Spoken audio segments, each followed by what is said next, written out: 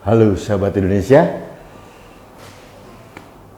Kemarin tanggal 2 Desember tahun 2020, tepat pada peringatan 212, saya membaca di beberapa media dan informasi dari beberapa sahabat, saya dilaporkan oleh putri Pak Yusuf Kalla ke Bareskrim Mabes Polri untuk suatu tulisan tertentu.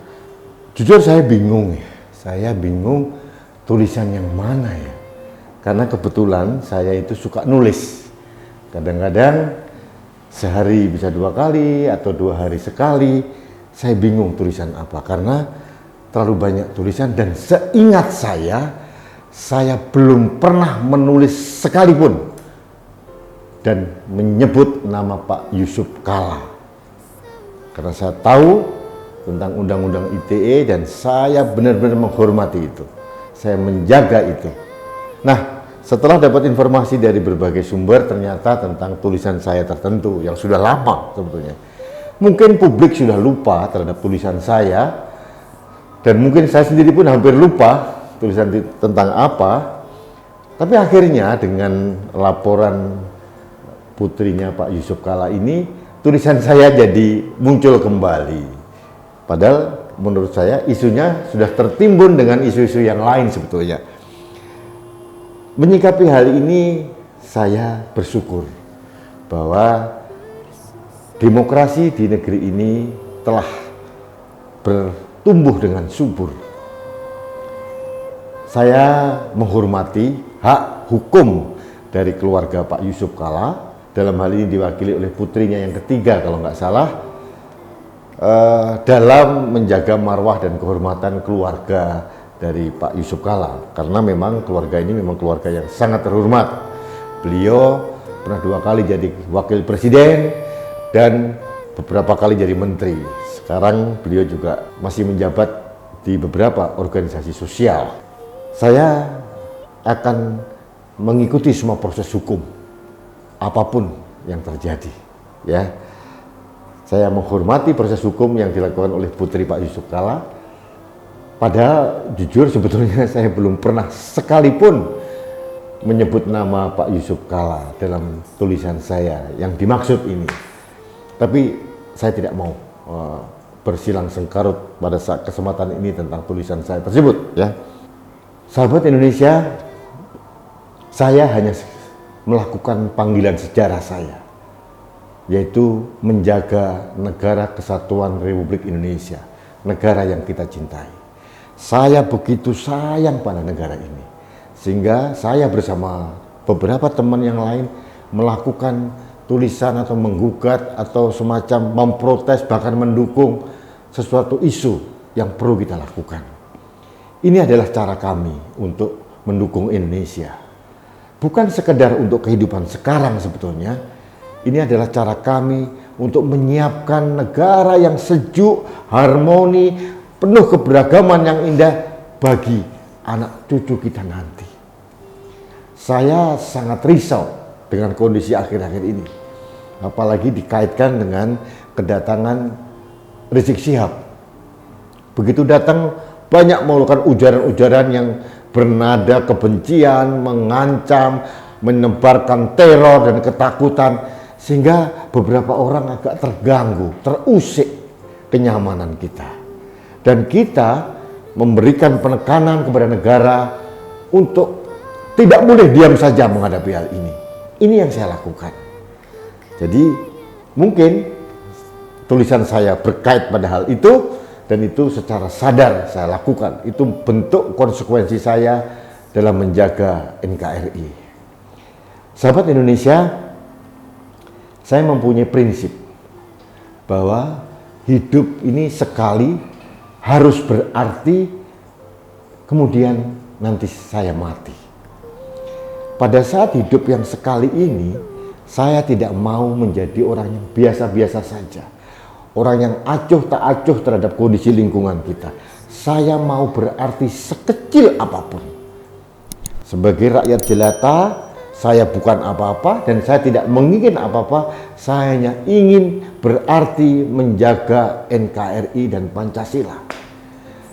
intoleransi harus saya lawan, radikalisme harus saya lawan. Inilah panggilan sejarah saya untuk menjaga negeri ini. Bukan untuk saya sekali lagi, tapi untuk generasi berikutnya, generasi anak cucu kita nanti. Jadi sahabat Indonesia, saya melakukan apa yang harus saya lakukan. Saya sedang menapak, membuat monumen kecil bagi kehidupan saya, sehingga nanti anak cucu saya nanti bisa sedikit mengenang kakeknya, ayahnya adalah orang yang pernah berbuat sesuatu untuk negeri ini, meskipun kecil, meskipun tidak berarti. Ini yang saya lakukan sekarang, sahabat Indonesia. Jadi terkait dengan pelaporan putri Pak Yusuf Kalla, saya mengikuti proses hukum apapun. Saya tidak akan lari, saya tidak akan kabur ke Arab Saudi atau ke daerah manapun, tidak. Saya sebagai warga negara yang baik, saya akan mengikuti proses hukum yang akan terjadi. Dan alhamdulillah, saya didampingi oleh sahabat saya, kakak saya, pengacara senior, Dr. Henry Yosodiningrat, yang akan mendampingi saya dalam menghadapi proses hukum ini. Saya berharap sebetulnya proses ini tidak akan berlanjut kemana-mana, ya, karena boleh jujur, apalah arti seorang Rudy Eskamri dengan permasalahan yang sedang hangat di negeri ini. Ada kasus tentang Rizik Syihab, kasus tentang Papua, kasus ekonomi, kasus tentang pandemi. Saya ini hanya sebutir debu dalam permasalahan kehidupan ini. Sebetulnya tidak perlu juga diangkat itu, karena apalagi saya berhadapan dengan keluarga besar Bapak Yusuf Kalla yang luar biasa besar, ya ibaratnya David melawan Goliat begitu ya. Tapi apapun terjadi, saya konsekuen akan menghadapi apapun. Saya tidak akan mundur, saya pantang menyerah, saya akan tetap semangat, saya akan tunduk pada proses hukum apapun yang menimpa. Sahabat Indonesia, sekali lagi, saya sangat menghormati proses hukum yang dilakukan oleh keluarga Bapak Muhammad Yusuf Kalla.